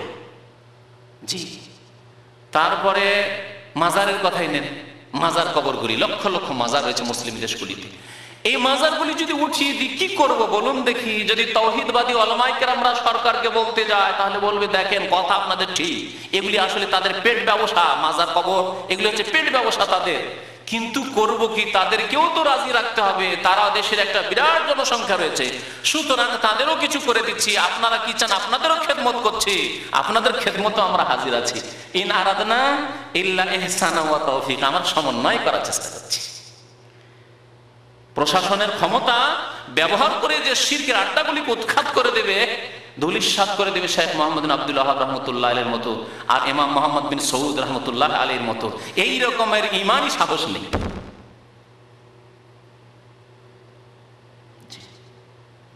ইন আরাদনা ইল্লা ইহসানা তাওফীক, কার কথা এটি? যারা বলেছিল আমরা সমন্বয় করতে চাই, সব দিকে তাল দিয়ে সবটাই ঠিক রাখতে চাই, না হলে আমরা সমস্যায় পড়ে যাব, আমাদের মুশকিল হয়ে পড়বে, আমাদেরকে কি এত একবারে সংকটে ফেলতে চাইছেন আপনারা? এসব কথা কার? মুনাফিকদের কথা। ভালো করে দেখে নেন। জি, রাআইতাল মুনাফিকিন, আল্লাহ রাব্বুল মুনাফিকদের কথা বলছেন। দ্বিতীয় আয়াত, এই আয়াত হলো সূরা নিসা 60 নম্বর আয়াত থেকে 62 পর্যন্ত, তাই না? হ্যাঁ, 62-63 পর্যন্ত। ওয়াকাউলিহি, মহান আল্লাহর বাণী, ওয়াইদা কিলা লাহুম লা তুফসিদু ফিল আরদ, যখন তাদেরকে বলা হতো, এও মুনাফিকদের প্রসঙ্গে আয়াত নাযিল, সূরা বাকারা আয়াত নম্বর 11, লা তুফসিদু ফিল আরদ, তোমরা পৃথিবীতে বিশৃঙ্খলা সৃষ্টি করিও না, পৃথিবীতে শান্তি বিঘ্নিত করিও না। ফাসাদ করা মানে শান্তি বিঘ্নিত করা, বিশৃঙ্খলা সৃষ্টি করা। লা তুফসিদু ফিল আরদ, তখন তারা কি বলতো? লা তুফসিদু ফিল আরদ কিসের মাধ্যমে? শিরক করে। কারণ মুনাফিকদের অন্তরে শিরক ঢোকানো ছিল, শুধু কলমা পড়তে এসে। তারপরে আপোষে তারা কলহ সৃষ্টি করার চেষ্টা করত, ভালো মুসলিমদেরকে বিভ্রান্ত করার চেষ্টা করতো, যাবে ওহুদে যাবে গলা কাটাতে, বদরে যাবে গলা কাটাতে, কি দরকার রয়েছে, ঘরে থাকো, নামাজ রোজা করো, ঘরে থাকো। এইভাবে মুনাফিকরা আপোষে মানুষকে ঈমান থেকে সরাবার জন্য তাদেরকে কুমন্ত্রণা দিত। তো তখন তাদের সম্পর্কে নাযিল লা তুফসিদু ফিল আরদ, এরকম ফিতনা ফাসাদ সৃষ্টি করিও না, বিশৃঙ্খলা সৃষ্টি করিও না। কারণ তখন তারা বলতে ইন্নামা নাহনু মুসলিহুন, আমরা কি শান্তি প্রতিষ্ঠাকারী, শান্তি স্থাপনকারী, আমরা শান্তি, উদ্দেশ্য আমাদের শান্তি স্থাপন করা। কারণ বিবাদ বা মানুষের মধ্যে ঝামেলা রয়েছে, সুতরাং এই ক্ষেত্রে আমরা এমন কিছু কথা বলি যাতে করে মীমাংসা হয়ে যায়, অথবা যাতে করে শান্তি থাকে, অশান্তি সৃষ্টি না হয়। উল্টো তারা অশান্তিকে শান্তি বলে আখ্যায়িত করত। আজকে সারা বিশ্বে তাই বলা হচ্ছে যে কোরআনের আইন দিয়ে বিচার করলে বহু রকমের সমস্যা দাঁড়াবে। যেসব দেশে বহু ফিরকা রয়েছে তাদের কথা শুনবেন।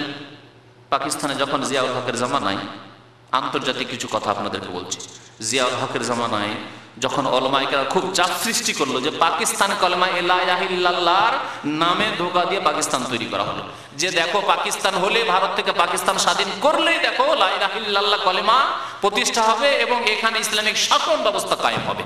এই যে ওয়াদা করলে 30 বছর 40 বছর কেটে যাচ্ছে, 50 বছর কেটে যাচ্ছে, কোথায় এই ওয়াদা, কোথায় প্রতিশ্রুতি?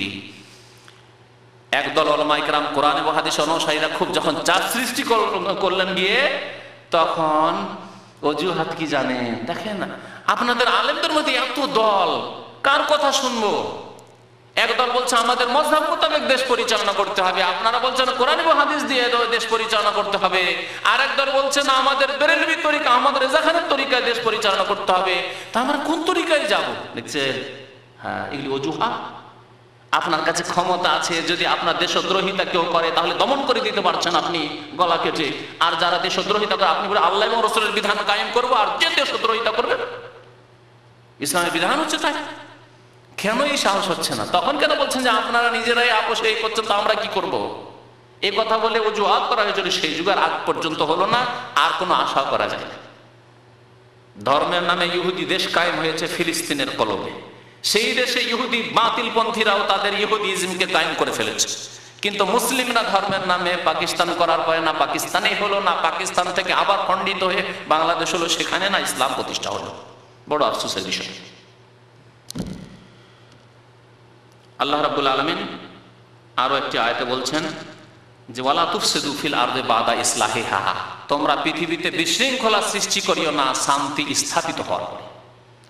শান্তি স্থাপিত হওয়ার পরে বিশৃঙ্খলা সৃষ্টি করিও না। দেখুন, আয়াতের প্রথম তাফসীর হচ্ছে শান্তি প্রতিষ্ঠা হয় আল্লাহর একত্ববাদের মাধ্যমে।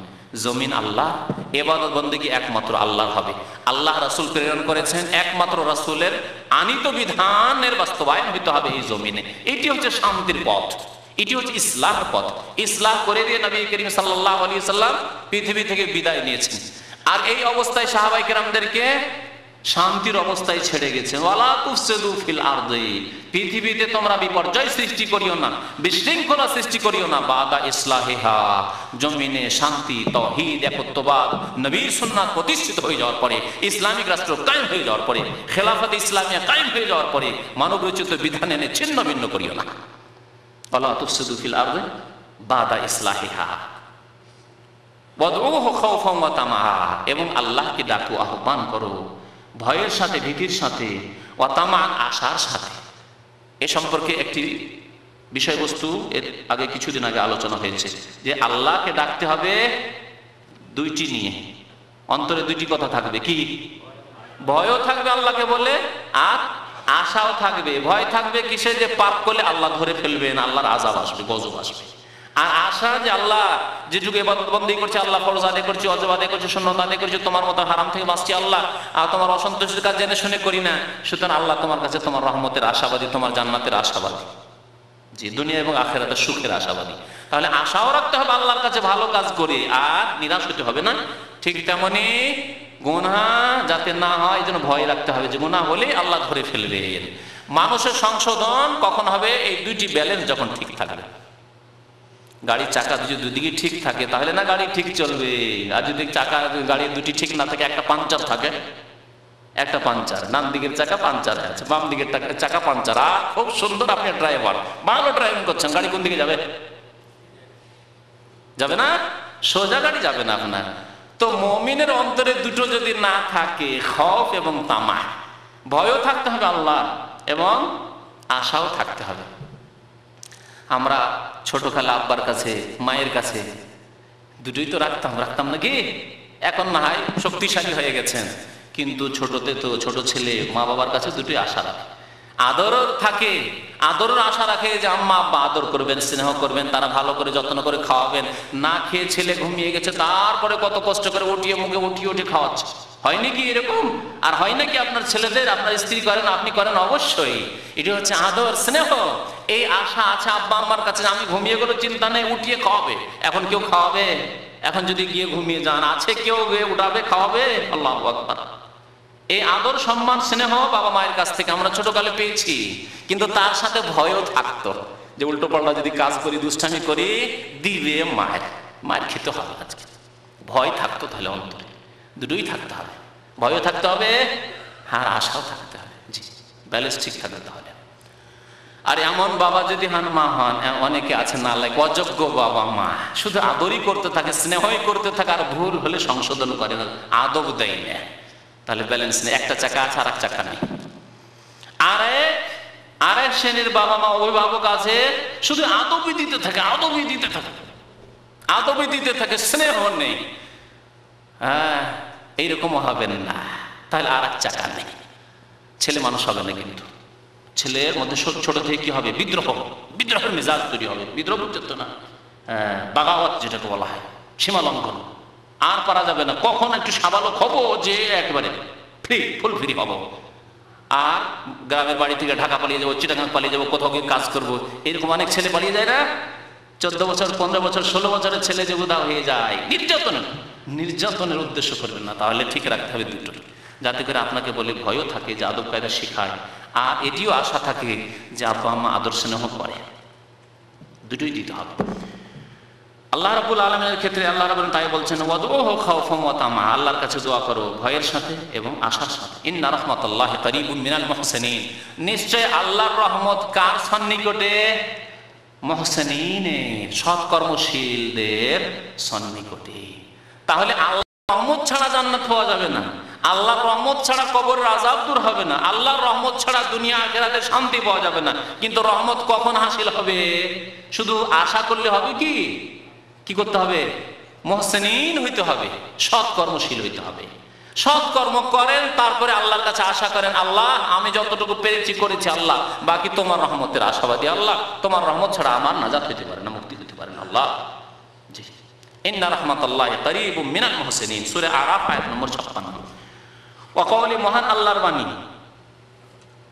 আরো আল্লাহ রাব্বুল বলছেন, আফা হুকমাল জাহিলিয়াতি ইয়াবগুন, তারা অজ্ঞতার যুগের, জাহিলিয়াত মানে অজ্ঞতার যুগ। জাহিলি যুগ কোন যুগকে বলা হয় বলুন তো দেখি? হ্যাঁ, ইসলাম আসার পূর্বের যুগকে বলা হয়েছে জাহিলি যুগ, কারণ সেই যুগটি কি ছিল? অশিক্ষিত লোকদের ছিল, সেই জন্য কি শিরক কুফরির যুগ ছিল, সেই জন্য সারা বিশ্বে কুফরি আর শিরক বিরাজ করছিল। এমনকি মক্কাতুল মুকাররমা, আল্লাহর ঘর বাইতুল্লাহ, যে ঘরটিকে আল্লাহ রাব্বুল আলামিন ইব্রাহিম খলিলুল্লাহ আলাইহিস সালাতু ওয়াস সালামকে দিয়ে তৈরি করালেন, যে এইখানে তাওহীদ প্রতিষ্ঠা থাকবে, সারা বিশ্বের একত্ববাদী মুসলিমরা, মুমিন ইমানদারগণ সেইখানে ইবাদত বন্দী করবে। তার চারিদিকে 360টি মূর্তির পূজা। আর ভারত উপমহাদেশ যদি দেখা হয় তো 33 কোটি দেবতার পূজা হচ্ছে হিন্দুদের ঘরে, ঠিক না? সাপ বিচ্ছু থেকে শুরু করে গঙ্গা যমুনা সবকিছুর পূজা হচ্ছিল না? হচ্ছিল না? এখনো হচ্ছে না? জি, এঁদুর বাঁদর থেকে শুরু করে গরু ছাগল গায়ে গাভী সবকিছুর পূজা হচ্ছে। এই ছিল পৃথিবীর চিত্র। এই জন্য সেই যুগকে বলা হয়েছে আইয়ামুল জাহিলিয়া, জাহিলিয়াতের যুগ। অজ্ঞতার কারণে নয়, কোন অজ্ঞতা অর্থাৎ শিক্ষা ছিল না এমন কথা নয়, বড় বড় কবি ছিল সেই যুগ, কাব্য রচনা করত। সাবা মুআল্লাকা, 7টি প্রসিদ্ধ কবিদের কবিতা আছে যেগুলি দিয়ে তারা প্রতিযোগিতা করতো সেই যুগে। আজ পর্যন্ত এখনো যারা ইসলামে আরবি সাহিত্যের উপর পড়াশোনা করে, মাদ্রাসায় হোক আর কলেজ ইউনিভার্সিটিতে যে অ্যারাবিক যারা MA করে বা অনার্স করে, তাদেরকে এসব পড়তে হয়। তাদের সাহিত্য আজকে বর্তমান যুগে আরবি যে কবিরা রয়েছে তাদের চেয়ে অনেক বড় বড় কবি সেই যুগে ছিল। কিন্তু সেই যুগকে জাহিলিয়াতের যুগ কেন বলা হলো? এই জন্য নয় যে শিক্ষা দীক্ষা জানতো না, এই জন্যই যে সেই যুগে কুফর এবং শিরক এমন ভাবে ছেয়ে পড়েছিল যে তাওহীদবাদী খুঁজে পাওয়া যেত না, তাওহীদবাদী খুঁজে পাওয়া যেত না। আবু জাহালকে জাহেলের বাপ কেন বলা হলো? হ্যাঁ, শিক্ষার দিকে মূর্খ ছিল না, সে মক্কার নেতা ছিল, কিন্তু তাকে আবু জাহাল অর্থাৎ অজ্ঞতার বাপ, জাহিলের বাপ বা জাহালত অজ্ঞতার বাপ কেন বলা হলো? এই জন্য যে সবচেয়ে বড় শত্রু ইসলামের, তাওহীদের শত্রু, আল্লাহর দ্বীনের শত্রু ছিল সেজন্য জাহেল। আল্লাহ থেকে অজ্ঞ, আল্লাহর দ্বীন থেকে অজ্ঞ, আল্লাহর দ্বীনের শত্রু।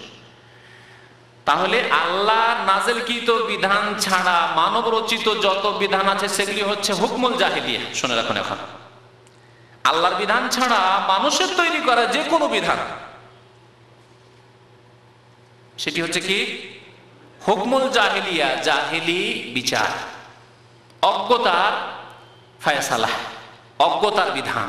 আল্লাহ রাব্বুল বলছেন আফা হুকমাল জাহিলিয়াতি ইয়াবগুন, তারা কি জাহিলি যুগের বিচার দিয়ে তারা মীমাংসা করতে চায়, ফয়সালা করতে চায়। ওমান আহসানু মিনাল্লাহি হুকমা লিকাওমি ইউকিনুন, অথচ আল্লাহর চাইতে উত্তম বিচারকারী আর কে রয়েছেন সেই সব সম্প্রদায়ের অন্তরে যারা দৃঢ় বিশ্বাসী। লিকাওমি ইউকিনুন, যারা আল্লাহর প্রতি ইয়াকিন রাখে, দৃঢ় বিশ্বাস রাখে, তাদের নিকটে তারাই তো বিশ্বাস রাখে আল্লাহর ফয়সালার উপর। আল্লাহর চাইতে আর উত্তম বিচারক আর কে হতে পারে? ওমান আহসানু মিনাল্লাহি হুকমা। তাহলে আল্লাহ রাব্বুল আলামিন এত সুন্দর বিচার যা আল কোরআনে নাযিল করেছেন, আল্লাহ রাব্বুল আলামিনের নাযিলকৃত এত সুন্দর বিচার ফয়সালা যা নবী সাল্লাল্লাহু আলাইহি ওয়াসাল্লামের হাদিসে রয়েছে, এর চাইতে ভালো বিচার আর কোথায় হতে পারে? যে কোরআন এবং হাদিসের বাস্তবায়ন না করে রাষ্ট্রীয় পর্যায়ে, হ্যাঁ, আদালতে, দেশে, সমাজে, সার্বিক জীবনে না করে মানুষের তৈরি করা বিধান দিয়ে বিচার করবে। আফা হুকমাল জাহিলিয়াতি ইয়াবগুন, তাহলে তোমরা জাহিলি যুগের বিচার চাও, তোমরা মানব রচিত জাহিলি বিধান দিয়ে তোমরা বিচার করতে চাও। তাহলে আজকের পৃথিবীর যে সব দেশ উন্নতি করেছে, টাকা পয়সায়, ডলারে উন্নতি করেছে, ইত্যাদি ইত্যাদি, দুনিয়ার টেকনোলজিতে উন্নতি করেছে, সায়েন্স প্রযুক্তিতে উন্নতি করেছে, তাদের তৈরি করা বিধানগুলি হচ্ছে জাহিলি, হুকমুল জাহিলিয়া। সেগুলি নিয়ে এসে গণতন্ত্র নিয়ে আসলো, সমাজবাদ নিয়ে আসলো, আর আপনার নাস্তিক্যবাদ নিয়ে আসলো, কমিউনিজম নিয়ে আসলো, মার্ক্সবাদ নিয়ে আসলো, ইত্যাদি ইত্যাদি, যত জাতীয়তাবাদ নিয়ে আসলো, যত বাদ রয়েছে এসব বলার প্রয়োজন নেই, সবগুলো হচ্ছে হুকমুল জাহিলিয়া। মানব রচিত বিধান হচ্ছে হুকমুল জাহিলিয়া। এই তো আয়াত আর হাদিস হলো। তাহলে এখন শেষ ফয়সালা, যারা মানব রচিত বিধান দিয়ে ফয়সালা করে তাদের হুকুম কি?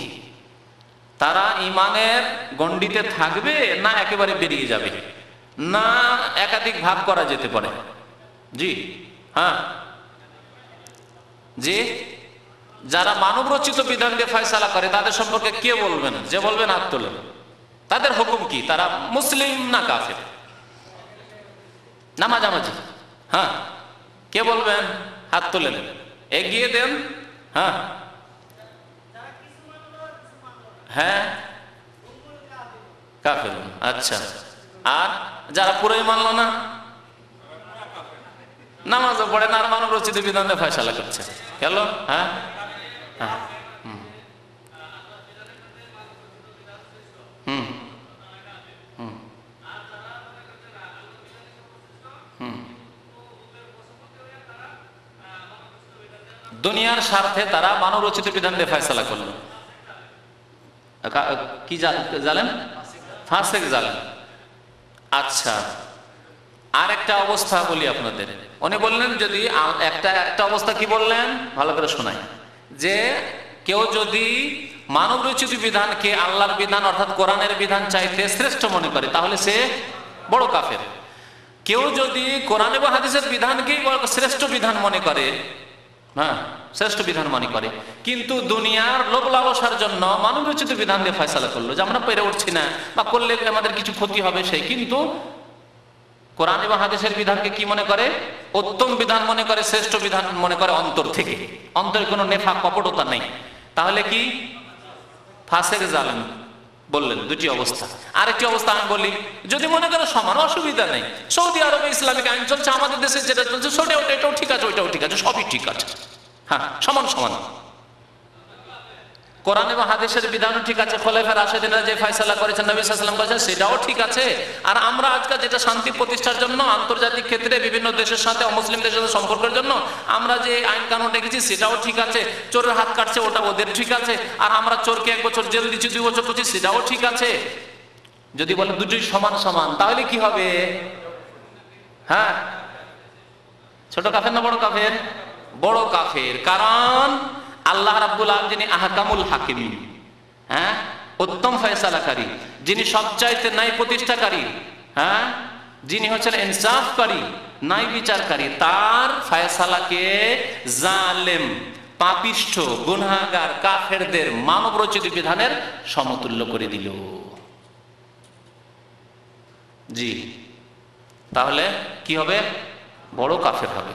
যে ওটাও ঠিক আছে, চোরের হাত কাটাও ঠিক আছে, আর জেনার জন্য 100 কোড়া লাগানো ঠিক আছে, আর 6 মাস 1 বছর জেল দেওয়াও ঠিক আছে। যদি এইরকম বলে তাহলে বড় কাফের। 3টি অবস্থা জানলেন না? 3টি অবস্থা। এই জন্য আল্লাহ রাব্বুল আলামিন কোরআনে যারা মানব রচিত বিধান দিয়ে ফয়সালা করে তাদেরকে শুধু কাফের বলেননি, ওমাল্লাম ইয়াহকুম বিমা আনজালাল্লাহু ফাউলাইকা হুমুল কাফিরুনও বলেছেন। তাহলে কাফের কারা? বড় কাফের যারা সমান মনে করে যে ইসলাম আর ক্যাপিটালিজম, পুঁজিবাদ, ইসলাম আর সমাজবাদ, ইসলাম গণতন্ত্রবাদ, ইসলাম ধর্মনিরপেক্ষতাবাদ, সবই সমান, সব ঠিক আছে। আর আমাদের দেশে যে আমাদের জজেরা ফয়সালা করছেন, এই ফয়সালা, আর সৌদি আরবে যে কাজীরা ফয়সালা করছেন কোরআন এবং হাদিস দেখে বা ফিকহ মাসলা মাসাইল দেখে, দুটোই একই, ঠিকই আছে, সবই ঠিক আছে, তাহলে সমান করে দিল, সুতরাং বড় কাফের। আর যদি মনে করে যে না আজকালকার যুগে কোরআন এবং হাদিস নিয়ে বড় মুশকিল আছে, ওগুলো চলবে না, তাহলে তো চলে গেল, কাফের, সবগুলি বড় কাফের। যদি ঘুষ খেয়ে কোরআন এবং হাদিস দিয়ে বিচার করে, কিন্তু ঘুষ খেয়ে 1-2টি মাসলা মাসাইলে 1-2টি সমস্যায় কেসে ঘুষ খেয়ে বিচারে জুলুম অত্যাচার করে দিল, কোরআন এবং হাদিস দিয়ে নাই বিচার করলো না, তাহলে ওকে কি বলা যাবে? হ্যাঁ, জালেম। কারণ একজনের হক অন্যজনকে দিয়ে দিল। তাই আল্লাহ রাব্বুল আলামিন এই প্রসঙ্গে বলেছেন, এই ঘুষখোর বিচারপতি শাসকদের ক্ষেত্রে বলেছেন ওমাল্লাম ইয়াহকুম বিমা আনজালাল্লাহু ফাউলাইকা হুমুল জালিমুন বলেছেন, কারণ জুলুম করে ফেললো। একজন নির্দোষী লোক আরেকজন দোষী, বা একজনের জমি আরেকজনের কি করিল? জমি দিয়ে দিল, জমিওয়ালা জমি পেল না, কি জন্য? ঘুষ খেয়ে, জালেম। কিন্তু তার বিশ্বাস আছে যে না এটা জুলুম, বিশ্বাস আছে, জায়েজ মনে করে না সেটা।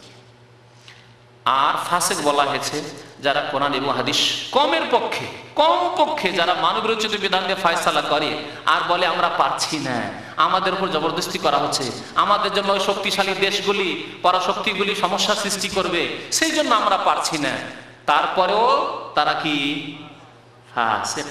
যদিও তাদের ঈমান মজবুত থাকে, এক্ষেত্রে মুনাফিক না, কপটতা নাই, মানে অন্তর ঠিক আছে ইসলামের ওপর, ঈমানের ওপর, কোরআনের ওপর, হাদিসের ওপর, নবীর মহব্বতে, তারপরেও পারছি না, আমাদের উপর জবরদস্তি চাপ সৃষ্টি করা হচ্ছে, কি করব আমরা? তারপরেও আমাল্লাম ইয়াহকুম বিমা আনজালাল্লাহু ফাউলাইকা হুমুল ফাসিকুন, এরা ফাসিক, পাপিষ্ঠ, গুনাহগার, কাবিরা গুনাহ করছে তারা। জি, হয় পারবে, আর না হলে যারা পারবে তাদের জন্য রাস্তা ছেড়ে দেবে।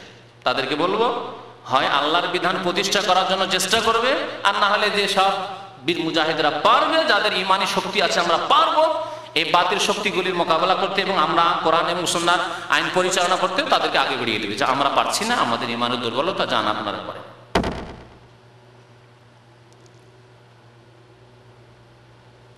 শুরুতে আরেকটি কথা বলেছিলাম, এই তাগুতের বিধান অর্থাৎ মানব রচিত বিধানের ক্ষেত্রে একদল যারা আইন প্রণয়ন করে, তৈরি করে, তারা তাগুত এবং তারা বড় কাফের, এতে কোনো সন্দেহ নেই। এটাও শুনে নেন, আইন তৈরি করার বলছে না না কোরআনের উপর ঈমান আছে, চলবে কথা, মুনাফিক, সে বড় মুনাফিক।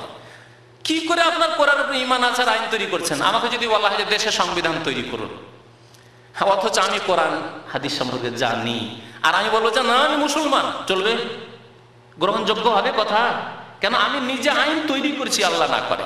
তো যেই ব্যক্তি বা যারা আইন প্রণয়ন করলো, সংবিধান তৈরি করলো, তারা নিঃসন্দেহে তাগুত এবং কাফের। কারণ তারা আইন তৈরিকারী, লক্ষ লক্ষ কোটি কোটি লোক তাদের এই আইন সংবিধান মেনে চলবে। জি, ফেরাউনি কাজ তারা করল। আর এক দল আইন তৈরি করেনি, কিন্তু সেই মানবরচিত আইন দিয়ে বিচার করছে। এই আগের যে তফসিল বিস্তারিত কথাটি তাদের ক্ষেত্রে প্রযোজ্য, যে তারা কি জন্য কোরআন হাদিসের সমান, ইসলামী বিধানের সমান মনে করছে, না তার চাইতে শ্রেষ্ঠ মনে করছে, না কোরআন এবং হাদিসের প্রতি ইমান আছে কিন্তু আমরা পারি না, বাধ্য হয়ে যাচ্ছে, এই ক্ষেত্রে আমাদেরও ইয়ে নেই, ক্ষমতা নেই। কাফের জালেম ফাসেক হবে এই ক্ষেত্রে। আর আরেক দলের কথা বলেছিলাম, জনসাধারণ, দেশে যে কোর্ট কাচারি রয়েছে, আদালত রয়েছে, হ্যাঁ, সুপ্রিম কোর্ট, হাইকোর্ট ইত্যাদি রয়েছে, আপনাকে কোনো কেসের ক্ষেত্রে যেতেই হচ্ছে। আপনার কারোর সাথে বিবাদ, জমি জায়গা নিয়ে, টাকা পয়সা নিয়ে, বা যে কিছু নিয়ে হোক না কেন, আপনাকে সেখানে যেতে হচ্ছে। এখন কি আপনি বলবেন এখানে মানবরচিত বিধান দিয়ে ফয়সালা, আমি ওখানে যাব? অথচ আপনি আসামি অথবা বাদী, আর আপনার এই ন্যায্য হক কোরআন সুন্নাহর আলোকেও যদি হাসিল করতে হয়, আপনি আলেম ওলামাদের দিয়ে বিচার করেও পারবেন না, আপনাকে কোর্টের আশ্রয় নিতেই হবে। যেখান থেকে মানবরচিত বিধান দিয়ে ফয়সালা হচ্ছে সেই কোর্টে যাবেন না? যাবেন না। জি, এই ক্ষেত্রে অল্প কিছু আলেমরা বলেছেন না, যাবেন না, আপনার হক ছেড়ে দেন, তারপরে আপনি মানবরচিত বিধান দিয়ে যে কোর্ট ফয়সালা করছে সেখানে আপনি কেস নিয়ে যাবেন না। কিন্তু এই কথাটি ঠিক নয়। হ্যাঁ, ন্যায্য হক আপনার 50 বিঘা জমি চলে যাচ্ছে, আর এর জন্য আপনি মানবরচিত বিধান দিয়ে কোর্টে ফয়সালা হয় সেখানে, সেই জন্য আপনার ন্যায্য হক নেওয়ার জন্য যাবেন না। আপনি ফার্স্ট পাস করেছেন, তারপরে চাকরি আপনাকে না দিয়ে একটা সেকেন্ড ক্লাস, থার্ড ক্লাস ছেলেকে চাকরি দিয়ে দেওয়া হলো, আপনি কেস করলে জানছেন যে আমি সুপ্রিম কোর্ট, হাইকোর্ট করলে আমি এই চাকরিটা পেয়ে যাবো, তাহলে আপনি কি চাকরি নেওয়ার জন্য যাবেন না? অথচ কোর্ট হচ্ছে ইসলামিক আদালত নয়, মন ইসলামিক আদালত, তারপরে না যাবেন আপনি সেখানে গিয়ে যে ফয়সালাটা নিলেন সেটি আপনার জন্য জায়েজ, যদিও সেখানে মানবরচিত বিধান দিয়ে ফয়সালা, কারণ যে হকটি আপনি নিচ্ছেন সেটি আপনার ন্যায্য হক, ঠিক না? ন্যায্য হক, জমি আপনার, টাকা আপনার, চাকরিটি আপনার, আপনি এর যোগ্য, সেজন্য আপনি এইরকম বিচার নিতে পারবেন। কারণ এর আমরা ভুক্তভোগী, কিন্তু আমাদেরকে এসব কোর্টে যেতে হবে, কখনো আসামি হয়ে যেতে হবে, কখনো বাদী হয়ে যেতে হবে, ঠিক না? সুতরাং আমাদের জন্য জায়েজ রয়েছে। সন্তুষ্টি প্রকাশ করা, ইসলামের বিরুদ্ধে যদি ফয়সালা করে তার উপর সন্তুষ্টি প্রকাশ করা না জায়েজ নয়, সন্তুষ্টি প্রকাশ করা জায়েজ নয়।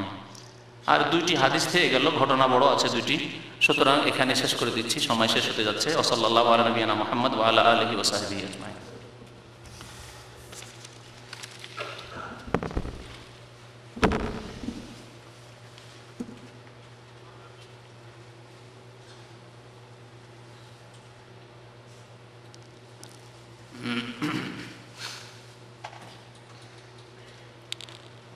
প্রশ্ন একটি রয়েছে, জামাতে নামাজ পড়ার সময় ইমামের সাথে সাথে সূরা ফাতিহা পড়া যাবে কি না? ইমামের পড়ার শেষে পড়বেন, ইমামের শেষে পড়বেন।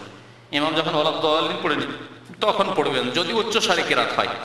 আর যদি মনে মনে কিরাত হয় তাহলে অসুবিধা না, আগে পরে সবসময় পড়েন। আপনি সানা পড়ে নেওয়ার পরে সূরা ফাতিহা আলহামদুলিল্লাহি রাব্বিল আলামিন শুরু করে দেন। জোহর নামাজ, আসর নামাজ, যেসব রাকাতে আপনি শুনতে পান না, অথবা বড় জামাত রয়েছে ইমামের আওয়াজ পৌঁছে না, যেমন আমাদের দেশের মাইকেতে নামাজ পড়ায় না, আওয়াজ পৌঁছে না, তাহলে আপনি পড়তে থাকেন। হয়তো আপনার এশার নামাজ প্রথম রাকাত, দ্বিতীয় রাকাত, কিন্তু ইমামের কেরাতি শুনতে পান না, কি পড়ছে না পড়ছে, তাহলে সানা পড়ার পরে আপনি আপনার সূরা পড়ে যান। নামাজে তাশাহুদের বৈঠকে পুরুষ ও মহিলাদের বসার মধ্যে কোনো পার্থক্য আছে কিনা? জি না, কোনো পার্থক্য নেই। এটি হচ্ছে সহিহ হাদিস মোতাবেক নামাজ। নবী সাল্লাল্লাহু আলাইহি ওয়াসাল্লাম পুরুষ নারী উভয় জাতিকে নবী সাল্লাল্লাহু আলাইহি ওয়াসাল্লামের মতো নামাজ পড়তে বলেছেন, কোনো পার্থক্য নেই মহিলা পুরুষের নামাজে। সুদখোর ইমামের পেছনে নামাজ পড়া কি ধরনের অপরাধ? নামাজ পড়া অপরাধ নয়, তবে তাকে ইমাম নিযুক্ত করা অপরাধ। ইমাম নিযুক্ত করা অপরাধ ফাসেককে, সুদখোর ফাসেক। এক হচ্ছে ইমাম নিযুক্ত করা, আর এক হচ্ছে ইমামতি করছে সে, আপনার হাতে ইমাম নিযুক্ত করা নেই। ইমাম হয়তো সে নিযুক্ত আছে সরকারের পক্ষ থেকে, অথবা কোন দেশের সমাজের পক্ষ থেকে, গ্রামের পক্ষ থেকে, অথবা ইমামতি শুরু করে দিয়েছে, ইমাম কারো পক্ষ থেকে নিযুক্ত নেই, কিন্তু এক মসজিদে গিয়ে এক সুদখোর আগে গিয়ে নামাজ পড়াতে শুরু করেছে, পরে গিয়ে পৌঁছলেন আপনি, তাহলে তাকে টেনে ফেলতে পারেন না, আপনার জন্য জায়েজ নেই। ফাসেকের পেছনে নামাজ পড়তে হবে।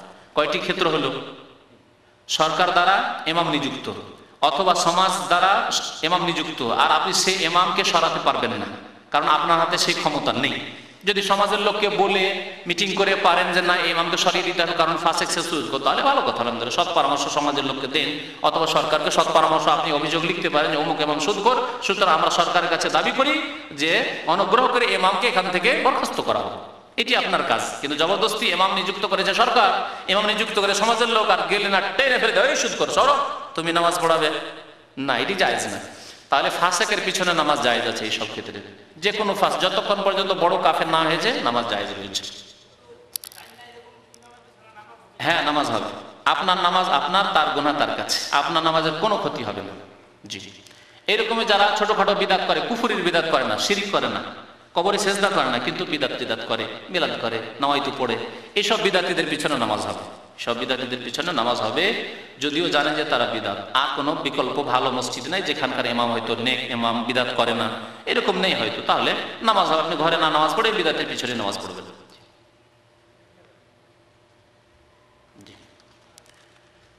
তারপরে সে ছেলে সুদখোর ব্যক্তির ইমামতি করা জায়েজ কিনা? তাকে উচিত যে সে ইমামতি করবে না। যখন নিজে ফাসেক, তাহলে সৎ লোকের জন্য সেই ইমামতির জায়গা ছেড়ে দেওয়া উচিত। ছেড়ে দিয়ে বলবে যে ভাই আমি ইমামতি করবো না, কোনো ভালো লোককে ইমাম বানিয়ে দেন, এটাই হওয়া উচিত।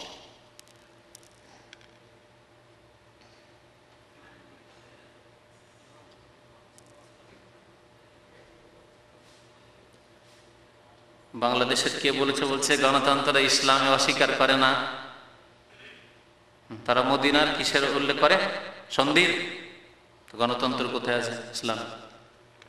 হ্যাঁ, মদিনায় ইহুদিরা বাস করতো। নবী সাল্লাল্লাহু আলাইহি সাল্লাম ইসলাম প্রতিষ্ঠার জন্য ইহুদিদের ভোট নিয়েছেন নাকি? বলেন। আবু বকর রাদিয়াল্লাহু তাআলা আনহু যখন খলিফা হন, তখন খাইবারে ইহুদি বসবাস করত। জানা আছে ইতিহাস, নবীর জীবনী পড়ে দেন। খাইবারে ইহুদি বসবাস করত। খলিফাতুল মুসলিমিন আবু বকর নিযুক্ত হওয়ার জন্য খাইবারে ইহুদিদের ভোট নিয়েছেন নাকি? ইলেকশন করিয়েছেন যে হ্যাঁ ইহুদিরা তোমরা আবু বকরকে খলিফা মানছো না। বাংলাদেশে যদি গণতান্ত্রিক পদ্ধতিতে ক্ষমতায় যেতে হয়, তাহলে হিন্দুদের ভোট নিতে হবে না? খ্রিস্টানের ভোট নিতে হবে না? কাদিয়ানির ভোট নিতে হবে না? তাদের ভোট ছাড়া যে তাহলে তোমাদেরকে ভোটের অধিকার দেবো না, হে কাদিয়ানি তোমাদেরকে দেবো না, হে খ্রিস্টান তোমাদেরকে দেবো না, দিয়ে গণতান্ত্রিক পদ্ধতিতে চলতে পারে? অসম্ভব। তাহলে কোথায় গণতন্ত্র আর কোথায় ইসলাম? তার ইসলামের যোগ্য ব্যক্তিদের কাছে পরামর্শ নেওয়া রয়েছে, শুরা রয়েছে। আর এই বাংলাদেশের বক্তা শুরাকে বলে গণতন্ত্র। জ্ঞান রাখেন ইসলাম সম্পর্কে, কামেল পাশ করে আর লম্বা কথা বলতে পারলেই তো আর ইসলাম সম্পর্কে জ্ঞান হাসিল হয়ে যায় না। হ্যাঁ, বিভ্রান্ত করার জন্য, নিজের ভোট ব্যাংক করার জন্য বলছে যে ইসলামে শুরা বলা হয়েছে কোরআনে, সেই শুরাই হচ্ছে গণতন্ত্র। কত বড় ডাহা মিথ্যা কথা। সাবধান এদের বিভ্রান্তি থেকে। সাল্লাল্লাহু আলাইহি ওয়া সাল্লাম ওয়া আলা আলিহি ওয়া সাহবিহি।